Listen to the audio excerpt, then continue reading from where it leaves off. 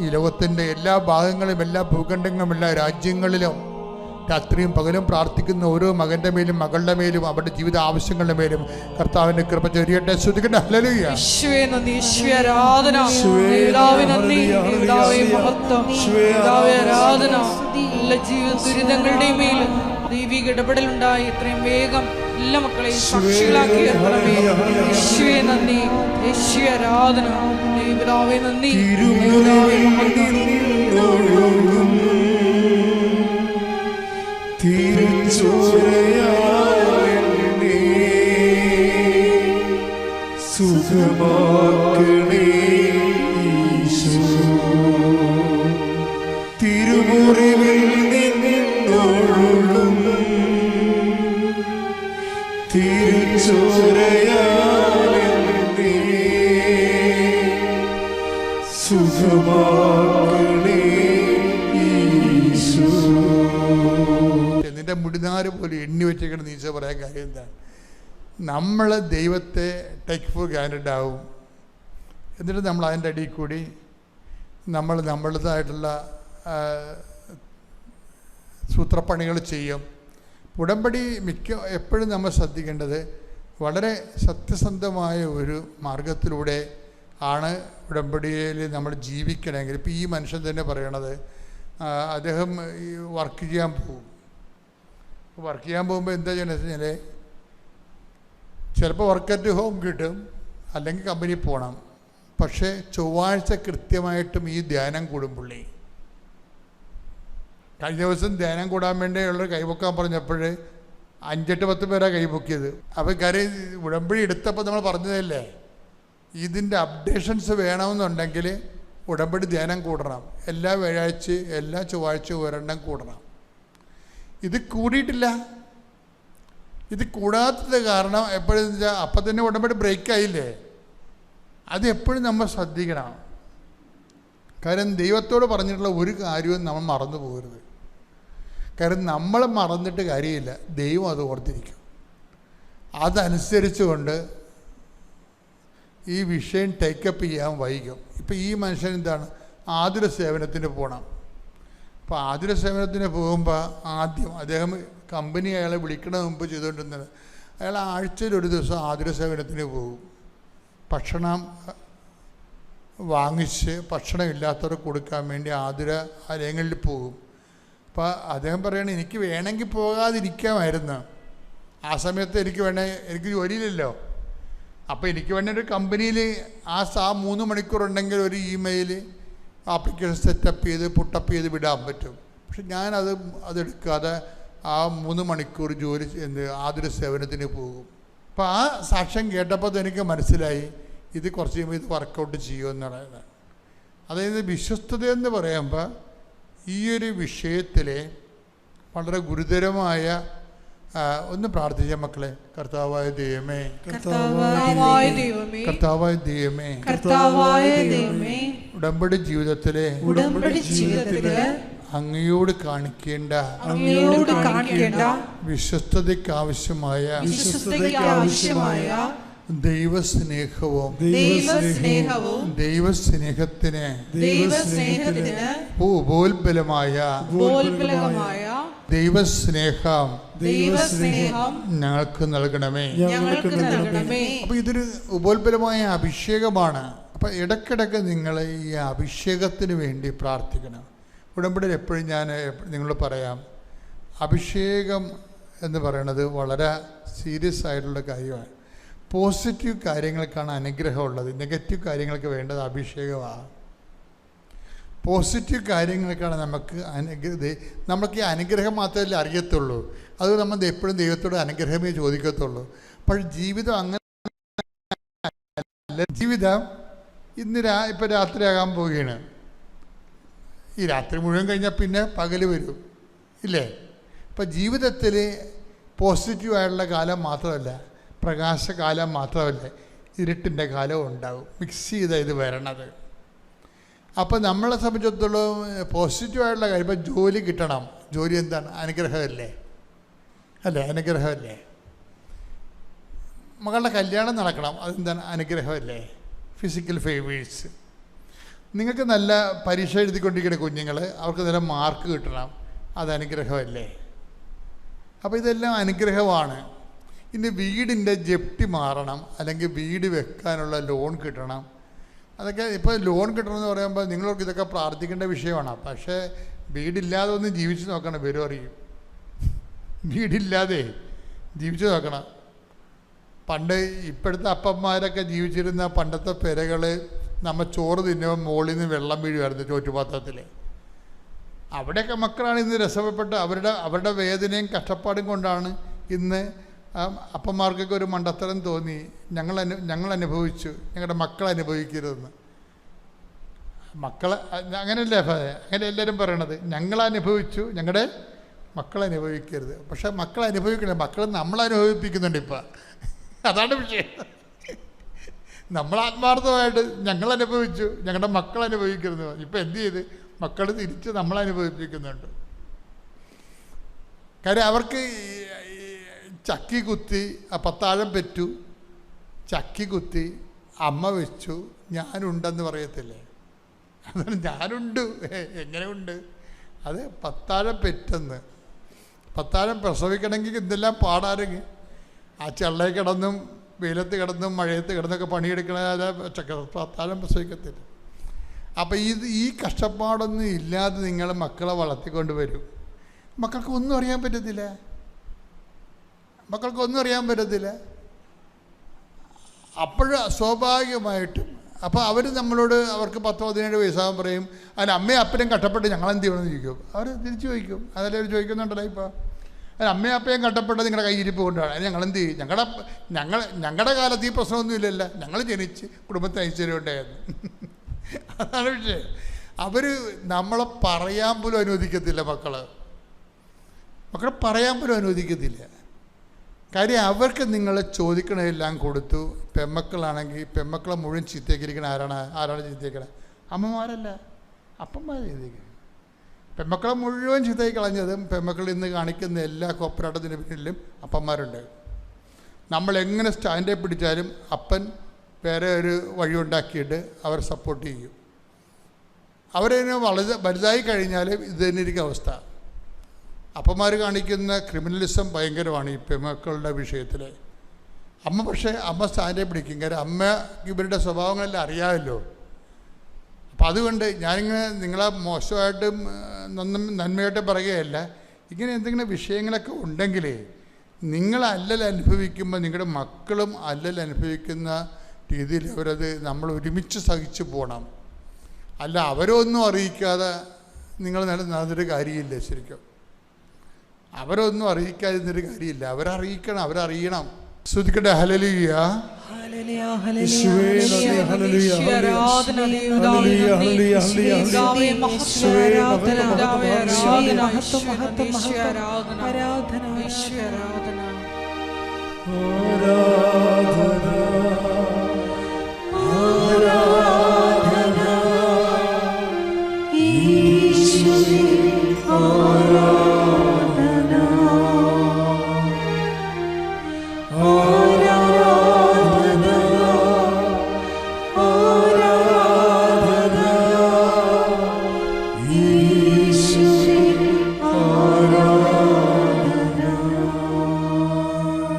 പരിശുദ്ധ അൾത്താരയിൽ കയറിയെന്ന് സാക്ഷ്യം പറയാൻ അമ്മ എന്നെ അനുവദിച്ചതിന് ആദ്യമേ നന്ദി പറയുന്നു. പിതാവിൻ്റെ നാമത്തിന് മഹത്വം ഉണ്ടായിരിക്കട്ടെ. എൻ്റെ പേര് ആശ, സ്ഥലം ബാലരാമപുരം. ഇതെൻ്റെ മകളാണ് ദേവാമിക. ഞാനിവിടെ ആദ്യമായി ഉടമ്പടി എടുത്തത് 9/2/2025 ഞാൻ അതിനു മുമ്പ് അമ്മയെപ്പറ്റി ആദ്യമായിട്ട് അറിയുന്നത് 2023 ഡിസംബറിലാണ്. അത് അമ്മയുടെ പ്രത്യക്ഷീകരണത്തിൻ്റെ ദിവസം തന്നെ ആയിരുന്നു. ആ സമയത്ത് 6 മാസം മുൻപേ ഞാൻ കിടപ്പിലായിരുന്നു. DVT എന്ന അസുഖം കാരണം ഇടത് കാലും ഇടുപ്പ് വരെ ബ്ലഡ് ക്ലോട്ടായിട്ട് കിടപ്പായി പോയി. ന്യൂമോണിയ ആയിരുന്നു തുടക്കത്തിലുണ്ടായിരുന്നത്. പിന്നെ അത് കഴിഞ്ഞ് ആസ്മ കൂടി, പിന്നെ DVT ആയി, ബ്ലഡ് ക്ലോട്ടായി.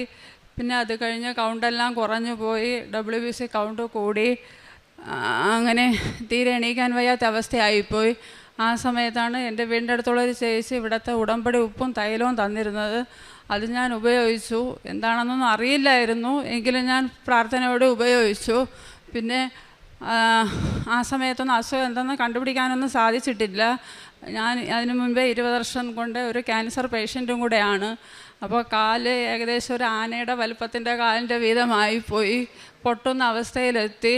പിന്നെ ഞങ്ങൾ ഈ ഉടമ്പടി വസ്തുവൊക്കെ ഉപയോഗിച്ചത് കൊണ്ടാവാം RCCയിൽ തന്നെ പോകാമെന്ന് കരുതി ഞങ്ങൾ RCCയിൽ പോയി. അവിടെ വെച്ച് സ്കാൻ ചെയ്തപ്പോഴത്തേക്കാണ് അറിഞ്ഞത് DVT ആണെന്ന് ഡോക്ടർ പറഞ്ഞത്. മെഡിക്കൽ കോളേജിൽ തൽക്കാലം പോകണ്ട, പോയി കഴിഞ്ഞാൽ അവർ പെട്ടെന്ന് നോക്കിയില്ല എന്നുണ്ടെങ്കിൽ കാല് പൊട്ടിപ്പോവും, അറ്റാക്ക് അരമണിക്കൂറിനകത്ത് വരികയും ചെയ്യും, പിന്നെ 1 മണിക്കൂർ കഴിഞ്ഞാൽ സ്ട്രോക്കുമായി പോവും. എത്രയും പെട്ടെന്ന് കഴിയുമെങ്കിൽ ഒരു പ്രൈവറ്റ് ഹോസ്പിറ്റലിൽ എത്തിക്കുക എന്നതാണ്. അങ്ങനെ ഞങ്ങൾ ഒരു പ്രൈവറ്റ് ഹോസ്പിറ്റലിൽ പോയി. അവിടെ പോയപ്പോഴത്തേക്ക് അതിൻ്റേതായ ബ്ലഡ് ടെസ്റ്റ് ഡി ഡൈമർ എന്നാണ് അത് ചെയ്തു. 4.5 ആകുമ്പോഴത്തേക്ക് സാധാരണ എല്ലാവർക്കും അറ്റാക്ക് വരുന്നതാണ്. എനിക്ക് 7.5 ആയിരുന്നു. ഈ ഉടമ്പടി വസ്തുക്കൾ ഉപയോഗിച്ചത് കൊണ്ടാവാം എന്ന് ഞാൻ ഇപ്പോഴാണ് അറിയുന്നത്. അതിനെപ്പറ്റി അപ്പോഴറിയില്ലായിരുന്നു. എനിക്ക് അപ്പോഴൊന്നും സംഭവിച്ചിട്ടില്ല.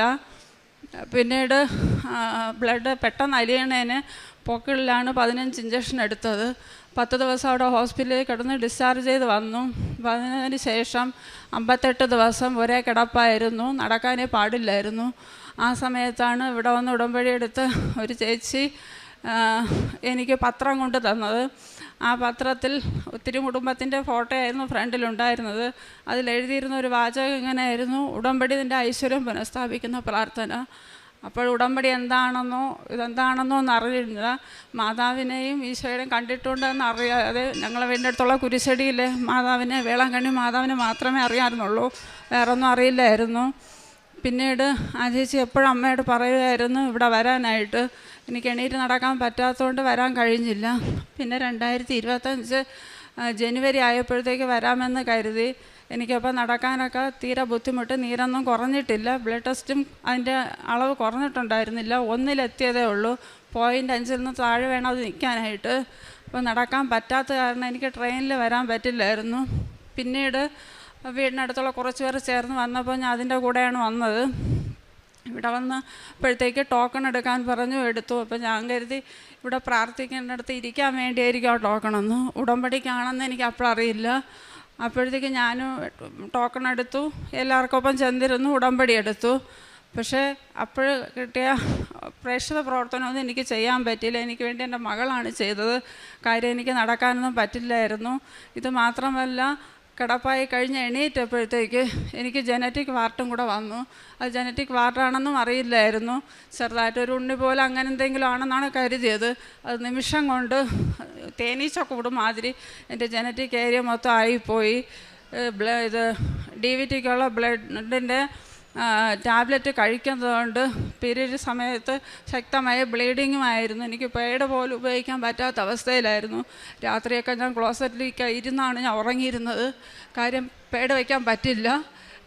പിന്നെ അത് കഴിഞ്ഞിട്ട് ഉടമ്പടി എടുത്തതിന് ശേഷം ആദ്യത്തെ 3 മാസം രാവിലെ വൈകിട്ട് ഇങ്ങനെ പ്രാർത്ഥിക്കുമെന്നല്ലാതെ വേറെ ഒന്നും എനിക്കറിയില്ലായിരുന്നു. ഒരു കാരുണ്യ പ്രവൃത്തി ചെയ്യാൻ വീട്ടിൽ നിന്ന് വെളിയിലിറങ്ങാനും പറ്റില്ല. അങ്ങനെ ഞാൻ എൻ്റെ ഭർത്താവിനോട് പറഞ്ഞു, നമുക്ക് ആർക്കെങ്കിലും എന്തെങ്കിലും നമുക്ക് ചെയ്യണം. അപ്പോൾ എൻ്റെ 11 മാസം കൊണ്ട് എൻ്റെ ഭർത്താവ് പണിക്കൊന്നും പോകാനൊന്നും പറ്റില്ലായിരുന്നു. കാര്യം എന്നെ കൊണ്ട് ഹോസ്പിറ്റലിൽ പോകുന്നത് കാരണം. അത് കഴിഞ്ഞതിന് ശേഷം ഏപ്രിൽ മാസം, ഫെബ്രുവരിയിൽ ഉടമ്പടി എടുത്തു. ഏപ്രിൽ മാസം വീടിനടുത്തുള്ള എൻ്റെ കൂടെ വന്നവർ എന്നെ പറഞ്ഞു, നമുക്ക് അച്ഛനെ കൊണ്ട് പ്രാർത്ഥിക്കാം, പോകാമെന്ന് പറഞ്ഞ് ഞാൻ അങ്ങനെ അവർക്കൊപ്പം തന്നെ ഇവിടെ വന്നു. അങ്ങനെ അച്ഛൻ ഇവിടെ പ്രാർത്ഥിക്കുന്നിടത്ത് ടോക്കൺ എടുക്കാൻ വേണ്ടി നിൽക്കണമെന്ന് അതും എനിക്കറിയില്ല. ഞാനും ടോക്കൺ എടുത്തു. അപ്പോൾ എൻ്റെ കയ്യിൽ റേഡിയേഷൻ കഴിഞ്ഞ തുണ്ട് ആ റിസൾട്ട് ഇരിക്കുന്നത് കണ്ട് അവിടെ ഇരുന്ന് ആ ബ്രദർ ചോദിച്ചു, ക്യാൻസറാണ് അല്ലയെന്ന് ചോദിച്ച്. സ്കിൻ ക്യാൻസർ എന്ന് എഴുതി. യഥാർത്ഥത്തിൽ ഞാൻ തലയിൽ കഴിച്ച് പ്രാർത്ഥിക്കാൻ വന്നത് അപ്പോൾ അതിനായിരുന്നില്ല, ഈ ജനറ്റിക് വാർട്ടിൻ്റെ ഇതിനായിരുന്നു. അപ്പോൾ ആ സഹോദരൻ പറഞ്ഞത്, അച്ഛൻ ഇവിടെ ചോദിക്കുമ്പോൾ പിന്നെ പറഞ്ഞാൽ മതിയെന്ന്. ഞാൻ വീണ്ടും ഇവിടെ വന്ന് നിന്നു. അച്ഛൻ എൻ്റെ അടുത്തൊന്നും ചോദിച്ചില്ല. അപ്പോൾ ഇവിടെ അത് ഇതേപോലെ നൊയമ്പ് സമയമായിരുന്നത് കൊണ്ട് ഈശോയെല്ലാം ഇങ്ങനെ പുതച്ച് വെച്ചിരിക്കുകയായിരുന്നു. അപ്പോഴും ഞാൻ വിചാരിച്ചു, ഇരുട്ടിൽ കഴിഞ്ഞിരുന്ന എനിക്ക് ഇവിടെ വന്നപ്പോഴത്തേക്ക് വീണ്ടും ഇനി ഇരുട്ടിലായി പോകുമോ ജീവിതമെന്ന് ഞാൻ അപ്പോഴും പ്രതീക്ഷിച്ചാണ് വന്നത്. പക്ഷേ അച്ഛൻ തലയിൽ കഴിപ്പിച്ചിട്ട് പ്രാർത്ഥിച്ചിട്ട് കവിളിൽ തട്ടിയിട്ട് പൊയ്ക്കോളാൻ പറഞ്ഞു. അന്ന് തൊട്ട് വീണ്ടും മരുന്നുകൾ തന്നെ ചെയ്തുകൊണ്ടിരുന്നു. ഉടമ്പടി വസ്തുക്കളെന്ന് പറയുമ്പോഴത്തേക്ക് ഉപ്പ് വെള്ളത്തിലിട്ട് കുടിക്കും, തേന് രാവിലെ വെറുവയറ്റിൽ കഴിക്കും, പിന്നെ ഇത്തിരി തൈലം എനിക്ക് ജനനേന്ദ്ര ഭാഗത്തൊന്നും ഉപയോഗിക്കാൻ പറ്റില്ല. കാര്യം ഈ ബ്ലീഡിങ്ങും കൂടെ ആയത് കാരണം ഞങ്ങളൊരു അക്രൈസ്തവരായതുകൊണ്ട് ഈ നേർച്ച വസ്തുക്കളൊക്കെ ഈ സമയത്ത് ഉപയോഗിക്കാൻ ഭയങ്കര പേടിയായതുകൊണ്ടാണ് ഉപയോഗിക്കാത്തത്. അല്ലാതെ അത് കുറയില്ല എന്നുള്ള വിശ്വാസം ഇല്ലാത്തതുകൊണ്ടല്ല, പേടി കൊണ്ടാണ് ഉപയോഗിക്കാതിരുന്നത്. പിന്നീട് അതിനുശേഷം പ്രാർത്ഥിച്ചിട്ട് പോയതിനു ശേഷം കടം ഞങ്ങൾക്ക് കൂടിക്കൊണ്ടിരിക്കുകയായിരുന്നു. കാര്യം എനിക്ക് ഇതിൻ്റെ കൂടെ തന്നെ ശരീരത്തിൽ സിസ്റ്റുകൾ വന്ന് നിറഞ്ഞുകൊണ്ടിരിക്കും. അത് സർജറി ചെയ്യണം. RCCയിൽ സർജറി ചെയ്യില്ല. കാര്യം എനിക്ക് DVT വന്നതുകൊണ്ട് അവർക്ക് സർജറി ചെയ്യുക അവർക്ക് പോലും പേടി. കാര്യം ഏത് നിമിഷവും സ്ട്രോക്ക് വരുമെന്നാണ് ഇപ്പോഴും പറയണത്. അപ്പോൾ പ്രൈവറ്റ് ഹോസ്പിറ്റലിലാണ് പോയത് സർജറി ചെയ്യാൻ. അവിടെ പോയി കഴിഞ്ഞാൽ നല്ല എമൗണ്ട് ആവുകയും ചെയ്യും. അപ്പോൾ ലോൺ എടുത്താണ് എൻ്റെ ഭർത്താവിനെ ചികിത്സിച്ചുകൊണ്ടിരുന്നത്. കടം അങ്ങനെ വീട് വെച്ചതിൻ്റെ ലോണുമുണ്ട്, ഇതും കൂടെ ആയപ്പോൾ 62 ലക്ഷത്തിന് മേളിലായി. അങ്ങനെ ആദ്യമായിട്ട് താമസിക്കാൻ വെച്ച വീട് തന്നെ വിൽക്കാമെന്ന് തീരുമാനിച്ചു. പക്ഷേ ഇവിടെ വന്ന് അച്ഛൻ പ്രാർത്ഥിച്ച സമയത്ത് ഞാൻ ഇവിടെ മാതാവിൻ്റെ അടുത്ത് പറഞ്ഞിട്ട് പോയി. ആദ്യമായിട്ട് ആഗ്രഹിച്ച് വച്ചതാണ്, 2 മുറിയേ ഉള്ളൂ. പക്ഷെ അത് വിൽക്കണമെന്ന് ആഗ്രഹമില്ല.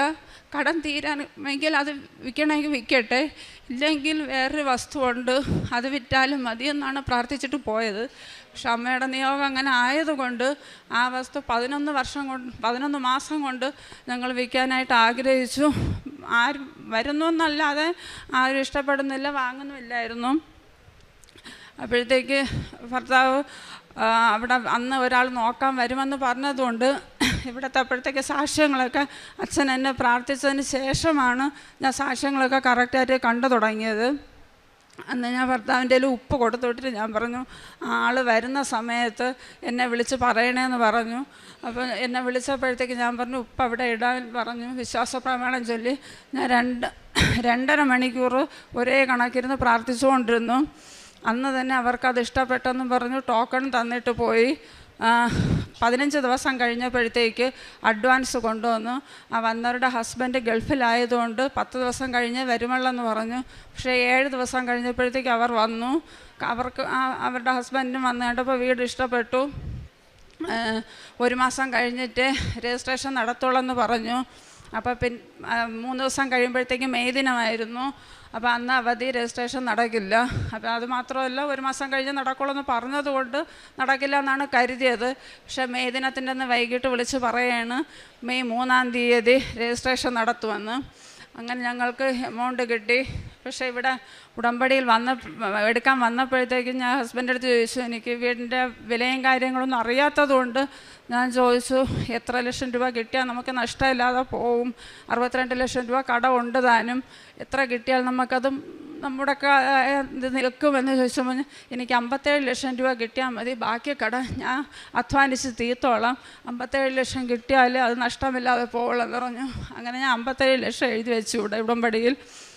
അങ്ങനെ അവർ പറഞ്ഞതും 57 ലക്ഷം രൂപ തന്നെ പറഞ്ഞു. ആ 57 ലക്ഷം രൂപയ്ക്ക് അവർ സമ്മതിക്കുകയും ചെയ്തു. രജിസ്ട്രേഷൻ നടന്നു. ഞങ്ങൾ പിന്നെ സ്വർണം എടുത്തതിന് ശേഷം ഫെബ്രുവരി 9-ാം തീയതിയാണ് ഞങ്ങൾ ഉടമ്പടി എടുത്തത്. ഫെബ്രുവരി തീർന്നു.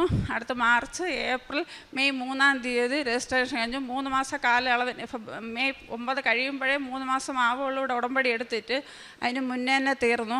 അതിന് മുമ്പ് എനിക്കൊരു രോഗസൗഖ്യം കൂടെ തീരുകയുണ്ടായി. കാര്യം അത് ഞാൻ അറിഞ്ഞതുപോലുമില്ല എൻ്റെ ശരീരത്തിൽ നിന്ന് മാറിയത്. എനിക്ക് 8 വയസ്സ് മുതൽ ഇതിൽ ശ്വാസം മുട്ട് നന്നായിട്ട് അപ്പോഴും വരുമായിരുന്നെന്ന് അറിഞ്ഞില്ല. ജലദോഷം വന്നു കഴിഞ്ഞാൽ പെട്ടെന്ന് നീർക്കെട്ട് വരും എന്നാണ് കുഞ്ഞുനാളിൽ അറിയാമെന്നുള്ളത്. അതൊരു ആസ്മയുടെ ഇതാണെന്ന് അറിഞ്ഞത് എൻ്റെ മോളെ പ്രഗ്നൻ്റ് ആയപ്പോഴത്തേക്കാണ് ഞാൻ അറിയുന്നത് എനിക്ക് ആസ്മ ഉണ്ടോയെന്നുള്ളത് കാര്യം. അതുവരെ എനിക്ക് അറിയില്ലായിരുന്നു. അപ്പോഴെനിക്ക് 27 വയസ്സായിരുന്നു. 8 വയസ്സിൽ വന്ന കാര്യം 27 വയസ്സായപ്പോഴത്തേക്കാണ് അറിഞ്ഞത്. ആ 8 വർഷം കൊണ്ട് ഇൻഹേലർ ഉപയോഗിച്ചുകൊണ്ടിരുന്നു. ഈ 8 വർഷം കൊണ്ട് ശക്തമായ ശ്വാസം മുട്ടൽ. എനിക്ക് ജനിച്ച് 6-ാം മാസം തൊട്ട് വെയിൽ കൊള്ളാനും പറ്റില്ല, തീയ്. ഇപ്പം RCCയിലെ ഡോക്ടർമാരും സ്കിന്നിൻ്റെ ഡോക്ടർമാരും പറഞ്ഞിരിക്കുന്നത് വീട്ടിനകത്തിരുന്നാൽ പോലും 1 ലൈറ്റ് ഇട്ടേ ഇരിക്കാവുള്ളൂ എന്നാണ് പറഞ്ഞിട്ടുള്ളത്. അപ്പോൾ എനിക്ക് ചൂടൊന്ന് അടിച്ചാൽ മതി, ശ്വാസം മുട്ടലും വരും, ശരീരവേദന താങ്ങാനും പറ്റില്ല. അപ്പോൾ ആ സമയത്തെല്ലാം ശ്വാസം മുട്ടൽ വന്ന് ഹോസ്പിറ്റലിലാവുകയാണ് പതിവ്. അങ്ങനെ ഇരിക്കുമ്പോഴത്തേക്കാണ് ഇവിടുന്ന് ഉടമ്പടി എടുത്തിട്ട് പോയ ആ ഫെബ്രുവരി മാസം തന്നെ വീടിനടുത്തുള്ള ഒരു പയ്യന് ഹാർട്ടിന് പെട്ടെന്ന് അവന് ഒരു നെഞ്ചുവേദനയിൽ ആദ്യം വന്നത്, അവന് വയറുവേദനയാണ് ആദ്യം വന്നത്.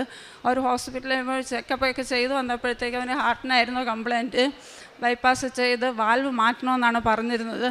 അപ്പം ഞങ്ങൾക്ക് ആ നിമിഷം വരെ ഒരു വരുമാന മാർഗമില്ല. ലോൺ എടുത്താണ് ചികിത്സാ ചെലവും വീട്ടു ചെലവും നടക്കുന്നതെങ്കിലും ഞാനും ഹസ്ബൻഡുമായിട്ട് തൊട്ടടുത്ത് തന്നെയാണ് അവൻ്റെ വീട്. അവൻ അന്വേഷിച്ച് പോയി ഞങ്ങളെ കൊണ്ട് കഴിയുന്ന ഒരു തുക അവന് കൊടുക്കുകയും ഞാൻ അപ്പോഴീ തൈലം കൊണ്ടാണ് അവിടെ പോയത്. എനിക്ക് അവൻ്റെ നെഞ്ചിൽ കുരു വെച്ച് വരച്ച് പ്രാർത്ഥിക്കണമെന്ന് ആഗ്രഹം ഉണ്ടായിരുന്നു. ഞങ്ങൾ ഹിന്ദുക്കളാണ്, അവർ ഹിന്ദുക്കളാണ്. അപ്പോൾ ഹസ്ബൻഡ് പറഞ്ഞു, നമുക്ക് അനുഗ്രഹം കിട്ടാതെ നമ്മൾ ചെയ്താൽ അഥവാ എന്തെങ്കിലും വന്നാൽ നമുക്ക് പിന്നെ ആ തെറ്റും കൂടെ ഇനി ഏൽക്കേണ്ടി വരൂലേ, അത് നമുക്ക് വേണ്ടി നീ അവന് വേണ്ടി പ്രാർത്ഥിച്ചാൽ മതി എന്ന് പറഞ്ഞ് തിരിച്ചു വന്നു. പക്ഷെ അന്ന് മുതൽ ഞാൻ വൈകിട്ട്, രാവിലെ ചിലപ്പോൾ സമയം കിട്ടൂല, വൈകിട്ട് ഞാൻ പ്രാർത്ഥിക്കാൻ 6 മണിക്ക് ഇരിക്കുന്ന സമയത്ത് എൻ്റെ ഇടത് നെഞ്ചിൽ ആ തൈലം തേച്ച് കുരിശ് വരച്ച് ഞാൻ അവന് വേണ്ടി പ്രാർത്ഥിച്ചു. ജൂൺ 3-ാം തീയതിയായിരുന്നു അവൻ്റെ സർജറി ചെയ്തപ്പോൾ അവന് വാൽവൊന്നും മാറ്റി വയ്ക്കേണ്ടി വന്നില്ല. ഇപ്പോൾ അവൻ സുഖമായിട്ടിരിക്കുന്നു. ഞാൻ വീണ്ടും അവനെ കാണാൻ പോയി. നല്ല ഹാപ്പിയായിട്ട് അവ ഇരിക്കുകയാണ്. പക്ഷെ മാർച്ച് മാസം ആ ചൂട് വന്നപ്പോൾ തൊട്ട് എനിക്ക് ശ്വാസം മുട്ടൽ വന്നിട്ടേ ഇല്ല, ആസ്മയുടെ കംപ്ലൈൻറ്റും വന്നിട്ടില്ല. ആ മാർച്ച് മാസം തൊട്ട് ഞാൻ ഇൻഹേലർ ഉപയോഗിക്കാനും മറന്നുപോയി. ഇന്നേ വരെ ഞാൻ ഇൻഹേലർ ഉപയോഗിച്ചിട്ടുമില്ല. സാധാരണ ഈ ഡിസംബർ മാസത്തിൽ ഞാൻ കുറഞ്ഞതൊരു 40 ദിവസമെങ്കിലും ഹോസ്പിറ്റലിൽ കിടക്കുകയാണ് പതിവ്. ഇന്നേ വരെ എനിക്ക് ആ ശ്വാസം മുട്ടലും വന്നിട്ടില്ല, ഇൻഹേലർ ഉപയോഗിച്ചിട്ടില്ല. അതിൻ്റെ പേര് ഞാൻ ഡോക്ടറെ കാണേണ്ടിയും വന്നിട്ടില്ല. പിന്നെ അത് കഴിഞ്ഞ് മെയ് മാസത്തിലാണ് എനിക്കിവിടെ പുതുക്കേണ്ടി വരാനിരുന്നത്. പക്ഷെ മെയ് മാസത്തിൽ എനിക്ക് മെയ് 12-ാം തീയതിക്കകത്ത് വരേണ്ടതാണ്, വരാൻ പറ്റിയില്ല. അപ്പോൾ കയ്യിൽ 2-3 സിസ്റ്റുകൾ വന്നത് കാരണം അത് സർജറി ചെയ്യാൻ പോയപ്പോഴത്തേക്ക് സർജറി കഴിഞ്ഞു. അത് കഴിഞ്ഞപ്പോഴത്തേക്ക് എനിക്കിവിടെ വരാനും കഴിഞ്ഞില്ല. പക്ഷേ ബയോപ്സി റിസൾട്ട് വന്നപ്പോഴത്തേക്ക് അത് രണ്ടും നെഗറ്റീവായിരുന്നു. എനിക്ക് ആദ്യമായിട്ടാണ് സിസ്റ്റിൻ്റെ റിസൾട്ട് ബയോപ്സി നെഗറ്റീവായിട്ട് വരുന്നത്. ക്യാൻസർ വന്നിട്ട് 20 വർഷമായി. പക്ഷേ 23 സർജറി ഇതിനിടയ്ക്ക് ചെയ്തു. ആദ്യമായിട്ടാണ് ആ രണ്ടും എനിക്ക് നെഗറ്റീവായിട്ടുള്ള റിസൾട്ട് വരുന്നത്. ആ ജൂൺ മാസം ഞാനിവിടെ വീണ്ടും പുതുക്കാൻ വരാൻ പറ്റിയിരുന്നു. അപ്പോഴും എനിക്ക് കഴിഞ്ഞില്ല. കാര്യം ജനറ്റിക് പാർട്ടിൻ്റെ അളവ് കൂടിക്കൊണ്ടിരിക്കുന്നത് കാരണം എനിക്ക് കാലെടുത്ത് വെച്ച് നടക്കാൻ പറ്റാത്ത അവസ്ഥയായിപ്പോയി. അതിൽ കൂടെ ഈ ടാബ്ലറ്റ് കഴിക്കുന്നത് കൊണ്ട് 35 ദിവസത്തിനിടയിൽ ഞാൻ 3 മാസം പീരീഡ് ആവും. ഇതിനിടയിൽ പാഡുകൾ ഇങ്ങനെ മാറുന്നതല്ലാതെ എനിക്ക് വച്ചിരിക്കാൻ അത് പറ്റില്ല. രാത്രിയാകുമ്പം ക്ലോസറ്റിൽ പോയി ഇരിക്കുകയാണ് പതിവ്. അവിടെ ഇരുന്ന് തന്നെയാണ് ഉറങ്ങണത്. പാഡ് വയ്ക്കാൻ പറ്റാത്ത അവസ്ഥ ആയതുകൊണ്ട് ഇങ്ങോട്ട് വരാനും പറ്റില്ല. പിന്നെ അത് കഴിഞ്ഞിട്ട് ഞാൻ കരുതി ഇനി ജൂലൈയിൽ വരാം എന്നുള്ള ഇതിലിരിക്കുകയായിരുന്നു. ആ സമയത്ത് ഞങ്ങൾ വീടിൻ്റെ അടുത്തുള്ള ഒരു അനാഥാലയത്തിൽ പോകാനായിട്ട് എനിക്കൊരാഗ്രഹം ഉണ്ടായിരുന്നു. കാര്യം കുഞ്ഞുനാളിൽ എല്ലാവരും പറയണത് ഭാഗ്യമില്ലാത്ത ജന്മമായി ജനിച്ചു പോയി എന്നൊരു വാക്കാണ് ഞാൻ കേട്ടുകൊണ്ടിരുന്നത്. മരിക്കാൻ തന്നെ കുറേ പേരെ എന്നെ ഉപദേശിച്ചിട്ടുണ്ട്, അത് ചെയ്യാനും ഞാൻ തീരുമാനിച്ചിട്ടുണ്ട്. പക്ഷേ ഒന്നും വിജയിക്കാത്തതുകൊണ്ട് ആരും അറിഞ്ഞിട്ടുമില്ല, മരിച്ചിട്ടുമില്ല, ഇന്ന് ജീവിച്ചിരിക്കണുണ്ട്.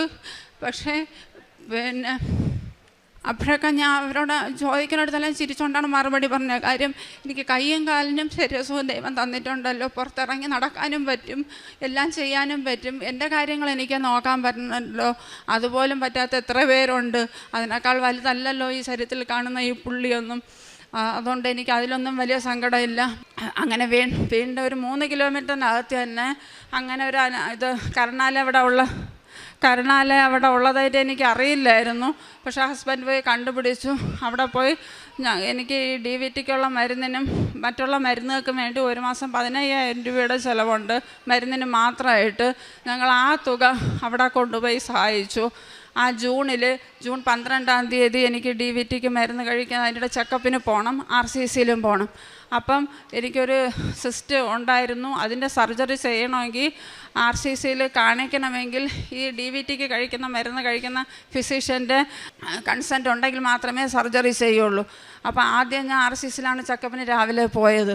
അവിടെ പോയപ്പോഴത്തേക്ക് പറഞ്ഞു, ഞങ്ങൾക്ക് ഇവിടെ ചെയ്യാൻ പറ്റില്ല, ഇയാൾ തൽക്കാലം പ്രൈവറ്റിൽ എവിടെയെങ്കിലും പോയി ചെയ്യും. കാര്യം ഇവിടെ RCCയിൽ ഒരു വിഭാഗം മാത്രമേ ഇല്ല, കാർഡിയോളജി. സർജറി ചെയ്യുന്ന സമയത്ത് എന്തെങ്കിലും വന്നാൽ ഞങ്ങൾക്ക് റിസ്ക് എടുക്കാൻ വയ്യ. അങ്ങനെ ഞാൻ നേരെ DVTക്ക് ചികിത്സിക്കുന്ന ഡോക്ടറെ അടുത്ത് വന്നു. അവിടെ വന്നപ്പോഴത്തേക്ക് എൻ്റെ കാലെല്ലാം നന്നായിട്ട് നോക്കി. ഇവിടെ വന്ന് എൻ്റെ അച്ഛൻ തലയൊക്കെ വെച്ച് പ്രാർത്ഥിച്ച സമയത്ത് എല്ലാവരും മുട്ടൂത്തി നിന്നപ്പോൾ ഞാൻ നിൽക്കുകയാണ് ചെയ്തത്. എനിക്കത് ഭയങ്കര വിഷമമായിപ്പോയി. കാര്യം എല്ലാവരും മുട്ടൂത്തി നിൽക്കുമ്പോൾ ഞാൻ മാത്രം നിൽക്കുന്നല്ലോ എന്നുള്ളൊരു അച്ഛനെ കാട്ടി ഉയരത്തിൽ ഇങ്ങനെ നിൽക്കുന്നതാണല്ലോ പാപമെന്ന് ഞാൻ വിചാരിച്ചിട്ടാണ് പോയത്. അങ്ങനെ ജൂൺ 12 ആയപ്പോഴത്തേക്ക്, ജൂൺ ആദ്യത്തെ ആഴ്ച ഞാൻ ഒരു സ്വപ്നം കണ്ടപ്പോഴത്തേക്ക് എനിക്ക് 7, 8, 12, 15 ഈ 4 നമ്പറുകൾ ഈ സ്വപ്നത്തിൽ ഞാൻ കണ്ടു. പക്ഷെ അതെന്താണെന്നൊന്നും അപ്പോഴൊന്നും അറിയില്ലായിരുന്നു. ഈ 12 ഹോസ്പിറ്റലിൽ പോയപ്പോൾ ഡോക്ടർ നോക്കിയിട്ട് പറഞ്ഞു, ആ മരുന്നെല്ലാം എഴുതി, അത് തമിഴാണ് ആ ഡോക്ടർ, അമ്മ വീട്ടിൽ പോയാൽ മതി, മരുന്ന് കഴിച്ചോളൂ, സർജറിക്ക് 7 ദിവസം മരുന്ന് സ്റ്റോപ്പ് ചെയ്താൽ മതിയെന്ന് പറഞ്ഞ് ഞാൻ വീട്ടിൽ വന്നു. അന്ന് രാത്രിക്ക് കഴിക്കേണ്ട മരുന്ന് കയ്യിലുണ്ടായിരുന്നു. പക്ഷേ പിറ്റേ ദിവസം രാവിലെ തന്നുവിട്ട മരുന്നെടുത്ത് കഴിക്കാൻ വേണ്ടി ഞാൻ എടുത്തപ്പോൾ കവറിനകത്ത് 2 ഐറ്റം ടാബ്ലറ്റ് മാത്രമേ ഉള്ളൂ. ബാക്കി 27 ഐറ്റം ടാബ്ലറ്റാണ് ഞാൻ കഴിച്ചുകൊണ്ടിരുന്നത്. ഈ 2 ഐറ്റം അപ്പം ഞാൻ കരുതി അവർക്ക് എടുത്തത് മാറിപ്പോയായിരിക്കും എന്ന് കരുതി ഡോക്ടറെ നമ്പർ തന്നിട്ടുണ്ടായിരുന്നതിൽ ഞാൻ വിളിച്ചപ്പോഴത്തേക്ക് ഡോക്ടർ പറഞ്ഞത്, അമ്മയ്ക്കിനി മരുന്നിൻ്റെ ആവശ്യമൊന്നുമില്ല, ഈ 2 ഐറ്റം ടാബ്ലറ്റ് മതി, അത് വേറൊന്നിനുമല്ല. ഒന്ന് പെട്ടെന്ന് നീര് വന്നാൽ അത് കുറയാൻ വേണ്ടിയും, രണ്ടാമത്തത് പെട്ടെന്ന് അമ്മയ്ക്ക് എന്തെങ്കിലും രീതിയിലൊരു ടെൻഷൻ വന്നാൽ ഒരു സ്ട്രോക്ക് വരാതിരിക്കാനുള്ള ഒരു മുൻകരുതൽ എന്ന രീതിയിലുള്ള ഒരു ടാബ്ലറ്റ് മാത്രമാണ്. ബാക്കിയൊന്നും നിർത്തിയതായിട്ട് ഡോക്ടർ എന്നോടും പറഞ്ഞില്ല, ഞാനും അറിഞ്ഞില്ല. അന്നു മുതൽ ടാബ്ലറ്റ് എല്ലാം നിർത്തി. എനിക്ക് ഇപ്പം മരുന്നിൻ്റെ ഒന്നും ആവശ്യമില്ല. അതിനുശേഷം എൻ്റെ മോക്കുള്ളൊരു രോഗസൗഖ്യമാണ്. മോക്ക് 2024 ആഗസ്റ്റ് മാസം തൊട്ട് എപ്പോഴും വയറുവേദന വരും. സ്കൂളിൽ നിന്ന് എന്നും വിളിയാണ്, വന്ന് വിളിച്ചുകൊണ്ട് പോകണമെന്ന്. വയറുവേദനയായിട്ട് അവൾ കരച്ചിലാണ്. സ്കൂളിൽ നിന്ന് തന്നെ അതുവഴി ഞാൻ ഒരു ദിവസം ഹോസ്പിറ്റലിൽ കൊണ്ടുപോയ സമയത്ത് ഡോക്ടർ പറഞ്ഞു അപ്പറ്റൈറ്റിസ് ആയിരിക്കും, സ്കാൻ ചെയ്ത് നോക്കാമെന്ന് പറഞ്ഞു. പക്ഷേ ഞാൻ സ്കാൻ ചെയ്തപ്പോഴത്തേക്ക് അപ്പൻഡൈറ്റിസ് എല്ലാം നോർമലാണ്. പക്ഷെ നമ്മളെ ഒരു പ്രതീക്ഷയില്ലാത്ത രീതിയിലുള്ള റിസൾട്ടാണ് അതിൽ വന്നത്. മോൾക്ക് അവളുടെ പ്രായത്തിലിരിക്കേണ്ട വലിപ്പത്തിൻ്റെ ഒരല്പം പോലും വളർച്ചയില്ലാത്ത യൂട്രസാണ് അവളുടെ ശരീരത്തിരുന്നത്. നോർമലിൽ നിന്നും തീരെ വലിപ്പക്കുറവ് ഒട്ടുമില്ല എന്ന് തന്നെ പറയാം. ഒരു പെൺകുട്ടിക്ക് ശരീരത്തിൽ ഉണ്ടായിരിക്കേണ്ട ഒരു ഹോർമോൺ അവളുടെ ശരീരത്തിൽ ഇല്ലാതാനും. അങ്ങനെ ഞങ്ങളൊരു ഗൈനക്കോളജിസ്റ്റിനെ കാണിച്ചപ്പോഴത്തേക്ക് അവൾ ആ പ്രായത്തിനൊക്കെ കാരണം തീരെ പൊക്കവും കുറവായിരുന്നു. അപ്പോൾ ഈ ഹോർമോണിൻ്റെ കുഴപ്പമാവാം എന്നാണ് ഡോക്ടർ പറഞ്ഞത്. അങ്ങനെ ഞങ്ങൾ ഒരു പീഡിയാട്രീഷ്യൻ എൻഡോക്രൈനോളജിസ്റ്റ് ഡോക്ടറെ കാണിച്ചപ്പോഴത്തേക്ക് ആർട്ടിഫിഷ്യലായിട്ട് ഹോർമോൺ കൊടുക്കട്ടെ എന്ന് ചോദിച്ചു. ഞാൻ പറഞ്ഞു വേണ്ട, കൊടുക്കണ്ട എന്ന് പറഞ്ഞു. അതിനുശേഷമാണ് ഇവിടെ ഉടമ്പടി എടുത്തത്. അന്ന് തൊട്ട് മോളുടെ വയറ്റിൽ എന്നും ആ തൈലം തേച്ച്, രാവിലെ അവൾക്ക് സ്കൂളിൽ പോകേണ്ട സമയമില്ലാത്തത് കാരണം വൈകിട്ട് ഞാൻ പ്രാർത്ഥിക്കുന്ന സമയത്ത് ആ തൈലം തേച്ച് കുരിശ് വരയ്ക്കും. രാവിലെ എന്നും അവൾക്കപ്പോഴൊക്കെ തലയിറങ്ങി വീഴുമ്പം BP കുറയും. അതുകൊണ്ട് ഉപ്പിട്ട ആ വെള്ളവും കൊടുത്ത് തേനും രാവിലെ കൊടുത്താണ് വിട്ടുകൊണ്ടിരുന്നത്. 7 ദിവസം കഴിഞ്ഞ് ആ മെയ് മാസം, ഞാൻ ഇവിടെ ഫെബ്രുവരിയിൽ ഉടമ്പടി എടുത്തു, ആ മെയ് മാസം കൊണ്ടുപോയി ഞാൻ സ്കാൻ ചെയ്തു, ഹോർമോൺ എല്ലാം ടെസ്റ്റ് ചെയ്തു. ഡോക്ടർക്ക് തന്നെ അതിശയം, ഒട്ടുമില്ലായിരുന്ന ഹോർമോൺ പകുതിയിലധികം കൂടിയിരിക്കുന്നു. അപ്പോൾ ഡോക്ടർ പറഞ്ഞു ഇപ്പോഴൊന്നും ഇനി ചെയ്യേണ്ട, ആഗസ്റ്റ് മാസം കഴിഞ്ഞ് ഇനി ചെയ്ത് നോക്കിയാൽ മതിയെന്ന് പറഞ്ഞു. അതിനുശേഷം ഞാൻ കരുതി എങ്കിൽ ഇപ്പോൾ സ്കാൻ ചെയ്യേണ്ട, ആഗസ്റ്റിൽ ഇത് രണ്ടും കൂടെ ചെയ്യാമെന്ന്. അങ്ങനെ ഞാൻ ജൂലൈയിൽ ഞാൻ ഇവിടെ വന്നു ഉടമ്പടി പുതുക്കാനായിട്ട് വന്ന സമയത്ത് എനിക്ക് ടോക്കൺ നമ്പർ കിട്ടി. അന്ന് 13-ാം നമ്പർ അമ്മയുടെ അടുത്താണ് പുതുക്കാനായിട്ടുള്ളവർ ചെന്ന് നിൽക്കേണ്ടത്. അപ്പം ഞാൻ ഇങ്ങനെ പല കാര്യങ്ങൾ ആലോചിച്ച് നിൽക്കുന്ന സമയത്ത് അവിടെ അന്ന് ഈ ടോക്കൺ എടുക്കാൻ നിന്ന ആ ചേച്ചി എന്നെ വിളിച്ചിട്ട് പറഞ്ഞു ഇതിലൊരു ടോക്കൺ എടുക്കാനെന്ന്. എടുത്ത സമയത്ത് എനിക്ക് കിട്ടിയത് മാതാവിൻ്റെ രൂപമാണ്. അന്ന് അതിൽ ആ സമയത്ത് ഇവിടെ ഉടമ്പടി എടുത്ത സമയത്ത് കിട്ടിയ ഇവിടുത്തെ സാക്ഷ്യങ്ങളുടെ പത്രത്തിൽ ആദ്യത്തെ സാക്ഷ്യം, ഒരു മകൾക്ക് ഇതേപോലെ വയറുവേദന വന്ന സമയത്ത് സ്കാൻ ചെയ്തപ്പോൾ ആ കുഞ്ഞിന് യൂട്രസ് ഇല്ല എന്നാണ്. അപ്പോഴത്തേക്ക് ഞാൻ തീരുമാനിച്ചു എൻ്റെ മോൾക്ക് ഇനി സ്കാൻ ചെയ്യുമ്പോഴത്തേക്ക് അവളുടെ നോർമൽ യൂട്രസ് അവളുടെ ശരീരത്തിൽ കാണുമെന്ന്. പിറ്റേ മാസം ഓഗസ്റ്റിൽ ഞാൻ കൊണ്ട് സ്കാൻ ചെയ്തു, യൂട്രസ് നോർമലായി, അവളുടെ ശരീരത്തിൽ വരേണ്ട ഹോർമോൺ എല്ലാം നോർമലായി കഴിഞ്ഞു. അതിന് ഞാൻ അമ്മയോട് ഒരുപാട് നന്ദി പറയുകയാണ്. പിന്നെ അത് കഴിഞ്ഞിട്ട് ഈ ജനറ്റിക് വാർഡിൻ്റെത് എനിക്ക് അതിൻ്റെ എണ്ണം കൂടിക്കൊണ്ടിരിക്കുകയായിരുന്നു. ഡോക്ടറെ കാണിച്ചപ്പോഴത്തേക്ക് ഇനി ബയോപ്സി ചെയ്യണമെന്ന് പറഞ്ഞു. ബയോപ്സിക്ക് അയച്ച സമയത്ത് ഞാൻ ഒത്തിരിയേറെ വിഷമിച്ചിരുന്നു. കാര്യം അത് ബയോപ്സി പോസിറ്റീവ് ആയിക്കഴിഞ്ഞാൽ സെർവിക്കൽ വഴി യൂട്രസിനെ കൂടെ ബാധിക്കുമെന്നാണ് ഡോക്ടർ പറഞ്ഞത്. ആ സമയത്താണ് ഒക്ടോബർ മാസം. അപ്പം ഞാൻ കരുതി ഈ ഒക്ടോബർ 1 തൊട്ട് ഞാൻ നിരന്തരം ദിവസം രാവിലെ 3 മണിക്ക് എഴുതുന്ന ജപമാല ചൊല്ലുമായിരുന്നു. കൃത്യമായിട്ട് ജപമാല ചൊല്ലി മുടങ്ങാതെ ജപമാല ചൊല്ലി 15-ാം തീയതി ആയപ്പോഴത്തേക്ക് ഞാൻ ആ സെക്കൻഡ് സാറ്റർഡേ കാരുണ്യ പ്രവൃത്തി ചെയ്തിട്ട് വന്നതിൻ്റെ ആ 15-ാം തീയതി ജപമാല ചൊല്ലി 3 മണിക്ക് ഇരുന്ന സമയത്തേക്ക് എൻ്റെ നീല മെഴുകുതിരി കത്തിച്ച് വെച്ചാണ് ഞാൻ ജപമാല ചൊല്ലിയത്. ആ സമയം മെഴുകുതിരി നല്ല ആൾ കത്തുകയും വീണ മൊത്തം നല്ല കാറ്റുമായിരുന്നു. പക്ഷെ ഫാനൊന്നും ഇട്ടിട്ടില്ല, നല്ല കാറ്റായിരുന്നു. ആ മഞ്ഞ കളർ തീജ്വാല എല്ലാം ചുമന്ന കളറിലായി, പിന്നീട് ഒരു ഹാർട്ടിൻ്റെ ഷേപ്പിലായി. അന്ന് മുതൽ ഇന്ന് വരെ ഞാൻ ഇന്നലെ വരെ ജപമാല ചൊല്ലിയപ്പോഴത്തേക്കും ആ 3 മണിക്ക് ഇന്നേ വരെ ഞാൻ എണീക്കാതിരുന്നിട്ടില്ല. 4:30 മണി വരെ ജപമാല ചൊല്ലിക്കൊണ്ടിരിക്കും. അതിൽ ഒന്നീ ഹൃദയത്തിൻ്റെ രൂപം, ഇല്ലെങ്കിൽ പ്രാവിൻ്റെ രൂപം, ഇല്ലെങ്കിൽ റോസാപ്പിൻ്റെ പൂക്കൾ തെളിഞ്ഞു വരും. ആ 15-ാം തീയതി പക്ഷേ അതൊരു ഹാർട്ടിൻ്റെ ഷേപ്പ് വന്നപ്പോൾ എന്താണെന്ന് എനിക്ക് മനസ്സിലായില്ല. അന്നാണ് മോക്ക് സ്കൂളിലെ ശാസ്ത്രമേളയുടെ ജില്ലാ മത്സരം നടന്നുകൊണ്ടിരുന്നത്. ആ മത്സരത്തിൽ മോള് കണ്ടുപിടിച്ചത് ഒരു ഹാർട്ടിൻ്റെ മെഷീൻ അവൾ സ്വന്തമായിട്ട് കണ്ടുപിടിച്ചു. അതിന് അവക്കാണ് A ഗ്രേഡ് കിട്ടിയത്. ISROയിലെ ശാസ്ത്രജ്ഞൻ വന്ന് അവൾക്ക് ക്യാഷ് അവാർഡും ട്രോഫിയൊക്കെ കൊടുത്ത് അവൾ ആദരിച്ചു. അതിലെനിക്ക് ഒരുപാട് സന്തോഷം തോന്നി. അത് അവളെ വിട്ട് എൻ്റെ മാതാവിനോട് നന്ദി പറയിപ്പിക്കുകയും ചെയ്തു. അന്ന് ആ ഒക്ടോബർ 7-ാം തീയതി ഇവിടെ അച്ഛൻ ഡെയിലി ബ്രെഡിൽ പറയുകയുണ്ടായി, അരിമ്പാറകൾ കൊണ്ട് നിറഞ്ഞിരിക്കുന്നവർക്ക് അത് സിസ്റ്റ് രൂപേണായി മാറുന്നുണ്ട്, എത്രയും വേഗം അത് അമ്മ അവരെ സുഖപ്പെടുത്തട്ടെ എന്ന്. പക്ഷെ അത് എനിക്ക് മനസ്സിലായെങ്കിലും ഇവിടുത്തെ ഉടമ്പടി വസ്തുക്കൾ അവിടെ എനിക്ക് അത് പ്രയോഗിക്കാനായിട്ട് എനിക്ക് പേടിയായിരുന്നു. കാര്യം ഞാൻ തൊട്ടുമ്പോൾ പറഞ്ഞതുപോലെ ഒരു ഹൈന്ദവ ആയതുകൊണ്ട് ഈ ബ്ലീഡിങ് കാരണം എനിക്ക് പറ്റില്ല. പക്ഷേ ഈ ടാബ്ലറ്റ് നിർത്തിയത് കാരണം ബ്ലീഡിങ്ങിൻ്റെ അളവ് കുറഞ്ഞു. പക്ഷേ ഞാൻ നവംബർ ആദ്യമായപ്പോൾ ഞാൻ തീരുമാനിച്ചു ഇനി ഞാൻ ഹോസ്പിറ്റലിലൊന്നും പോകുന്നില്ല, ഈ ഉടമ്പടി വസ്തുവിനെ ഉപയോഗിക്കുമെന്നു. അങ്ങനെ ഞാൻ വിചാരിച്ചതിൻ്റെ അന്ന് ഇവിടുത്തെ ഒരു സാക്ഷ്യം കേൾക്കേണ്ടായി. പാലായിൽ നിന്നുള്ള ഒരു കുട്ടിയാണ് പറഞ്ഞത്. ആ കുട്ടിക്ക് ഇതേപോലെ ജനറ്റിക് വാർട്ട് ചികിത്സിച്ച് തീരെ നിവർത്തിയില്ലാതെ വന്നപ്പോഴത്തേക്ക് ഇവിടെ വന്നതിന് ശേഷം ഉടമ്പടി ഉപ്പ് ദിവസവും അവിടെ തേച്ച് കുരിശ് വരച്ച് പ്രാർത്ഥിച്ചു വന്നു. ഞാൻ കൃത്യം 7 ദിവസമേ തേച്ചുള്ളൂ ഇതേപോലെ. പക്ഷേ അത് കരിച്ചിട്ട് എന്ന് പറയുന്നത് ശക്തമായ വേദനയാണ്. ഇരിക്കാനോ നിൽക്കാനോ പറ്റില്ല. പക്ഷെ ഉപ്പ് തേക്കുമ്പോൾ അതിനേക്കാൾ വേദനയാണ്. പക്ഷെ അത് 1 മണിക്കൂർ കൂടുതൽ നിൽക്കുകയില്ല. ഈ 7 ദിവസം കൊണ്ട് ഈ തേനീച്ചക്കൂട് പോലെ ഇരുന്ന് അരുമ്പാറ അന്ന് ഒരു സെക്കൻഡ് സാറ്റർഡേ ഞാൻ കാരുണ്യ പ്രവൃത്തി ചെയ്യാൻ പോയപ്പോഴത്തേക്ക് പോലും അതവിടെ ഉണ്ടായിരുന്നു. എനിക്ക് നന്നായിട്ട് കഴുകാൻ പോലും പറ്റാതെയാണ് ഞാൻ അന്ന് അവിടെ പോയത് കാരുണ്യ പ്രവൃത്തിക്ക്. പക്ഷെ തിരിച്ച് വന്നപ്പോഴത്തേക്ക് ഞാൻ കുളിക്കാനായിട്ട് കയറിയപ്പോഴത്തേക്ക് ഒരു അരുമ്പാറ പോലും അവിടെ പിന്നെ കണ്ടതേ ഇല്ല. ഇന്നേ വരെ ഞാൻ ദിവസവും അവിടെ നോക്കുകയും ചെയ്യും. എനിക്ക് എന്താണെന്ന് വെച്ചാൽ ഉള്ളിലൊരു പേടി കൊണ്ട്, ഒരു ക്യാൻസർ പേഷ്യൻറ്റും കൂടെ ആയതുകൊണ്ടുള്ളൊരു പേടി കൊണ്ട് ഞാൻ നോക്കുകയും ചെയ്യും. പക്ഷെ ഒന്നുപോലും അവിടെ ഇല്ല. എൻ്റെ ശരീരം എങ്ങനെയാണോ എൻ്റെ ശരീരം ഇരുന്നത് അതുപോലെയായി. കഴിഞ്ഞ മാസം മുതൽ എനിക്ക് പീരീഡ് ആകുമ്പോൾ അത് നോർമലായിട്ട് ബ്ലഡ് വരുന്നുള്ളൂ. പാഡ് ഉപയോഗിക്കാൻ പറ്റുന്നുണ്ട്. ഒരു വേദനയോ ചൊറിച്ചിലോ ഒന്നും തന്നെ ഇല്ല. അമ്മ മാതാവെന്നെ അതിൽ നിന്നും പൂർണ്ണമായിട്ട് മുക്തയാക്കി.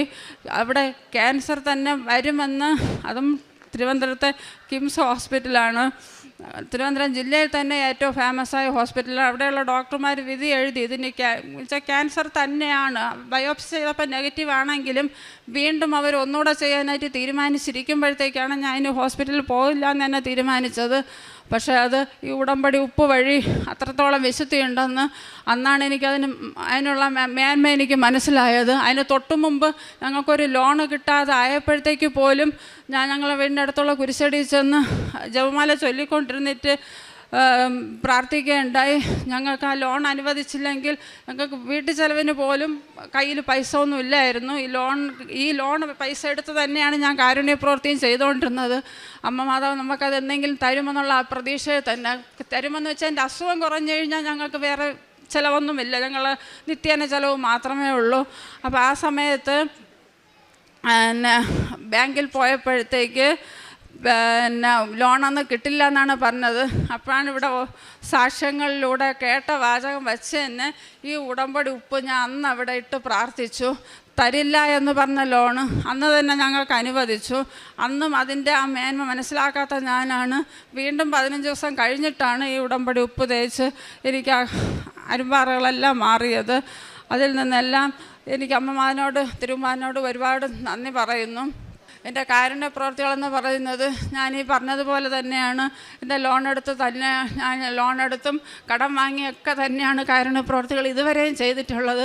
ഇനി സ്വന്തമായിട്ടൊരു വരുമാനം കിട്ടണമെന്നാണ് എൻ്റെ പ്രാർത്ഥന. എന്നിരുന്നാലും ഹസ്ബൻഡ് പണി ചെയ്ത പൈസയിൽ നിന്ന് എന്നെ ഞാൻ കാരുണ്യ പ്രവൃത്തിയെല്ലാം ചെയ്യുന്നുണ്ട്. പ്രേക്ഷിത പ്രവർത്തനം ഇപ്പം ഞാൻ സ്വന്തമായി ചെന്ന് എന്നെ കടകൾ തോറും ഹോസ്പിറ്റലിൽ പോകുമ്പോൾ എല്ലാവർക്കും ഞാൻ വയ്യാതൊക്കെ ഇരിക്കുന്ന അമ്മൂമ്മമാർക്കൊക്കെ തൈലം തേച്ച് തന്നെ പ്രാർത്ഥിച്ച് തന്നെയാണ് പത്രങ്ങൾ എല്ലാവർക്കും കൊടുക്കുന്നതും എല്ലാം ചെയ്യുന്നതും. പിന്നെ ഡെയിലി ബ്രെഡ് മുടങ്ങാതെ കൂടാറുണ്ട്. ഉടമ്പടി ധ്യാനവും ഞാൻ കാണാറുണ്ട്. പിന്നെ ജോമോൾ സിസ്റ്ററുടെ ജീവവയസ്സുകൾ ഞാൻ ഞായറാഴ്ച ഒരു ദിവസം മുടങ്ങിയിട്ടില്ല. ഇതെല്ലാം ഞാൻ എല്ലാവർക്കും ഷെയർ ചെയ്ത് കൊടുക്കുന്നുണ്ട്. ഇതുവരെ ചെയ്യുന്ന എല്ലാ അനുഗ്രഹങ്ങൾക്കും അമ്മ മാതാവിനോടും തിരുവന്മാരനോടും ഒരുപാട് ഞാൻ നന്ദി പറയുന്നു.